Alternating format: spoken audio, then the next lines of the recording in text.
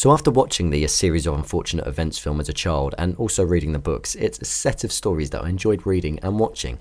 So when hearing that Netflix commissioned a series, I was looking forward to it. And also the fact that Neil Patrick Harris was going to be playing Count Olaf, that made it even better. So here, I want to be talking about the show and looking at which one's better, the Netflix series or the film. With both of them following essentially the same stories in the books, excluding the Netflix series that touches on the fourth at the end, the stories essentially are the same. The drastic difference compared from the Netflix series and the film is the overall tone. The Netflix series takes on an almost animated tone. The fourth wall gets broken and the acting is almost done in the style of melodrama at points. Whereas the film makes you feel like this is actually happening in real life and it's a lot darker at points. It doesn't have half as many musical performances as the Netflix series, and I don't mind that if I'm being honest. Throughout the Netflix series you are greeted with a lot of flamboyant characters, and as that was the tone they were going for, it works well. However, I much preferred the tone of the film. The characters. The Baudelaire children felt fairly similar if I'm being honest, in tone, mood, appearance and attitude. The only difference I would say is that the orphans on Netflix feel a little younger than what they did in the 2004 film, but it still works. Mr. Poe. Mr. Poe throughout the whole of the Netflix series was an annoying character every moment that he was on screen. I don't think there was a single point in the series where I found myself enjoying watching him. Compared to Timothy Spall's portrayal, I don't think it was quite on par. The Guardians. Both Guardians on the Netflix series felt like they fit into the role well. The delivery was enjoyable to watch, yet at times frustrating, but I think that's how we were supposed to feel. Especially when Monty could not recognise Count Olaf in disguise. When looking back at the film, Uncle Monty didn't feel quite as intelligent as the one in the Netflix series, but I feel like he had a lot more common sense. And really, can you beat Meryl Streep?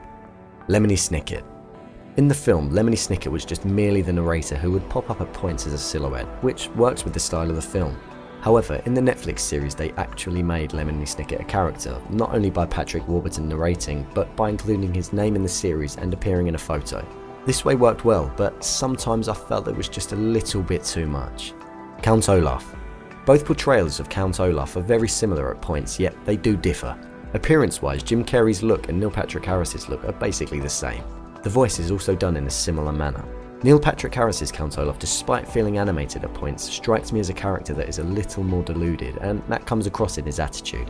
Whenever he gets caught, it doesn't really bother him, and that's because he knows he can just take up another identity. As well as that, he openly hits Klaus, and the fact that it's in front of his drama group doesn't faze him, and also the fact that he was chasing the Baudelaires around Monty's house with a knife was something that he was comfortable doing.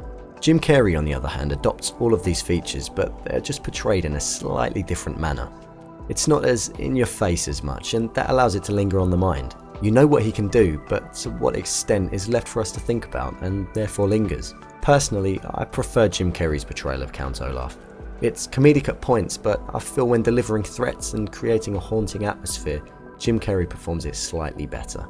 Overall, I would say that both the Netflix show and the film are really enjoyable to watch, and you'll have a great time with both of them. However, personally, I prefer the film. I feel Netflix had a real strong chance to make A Series of Unfortunate Events even darker than what the film was and branch out to a slightly different audience, but they opted for more of the melodrama performance, which is fine.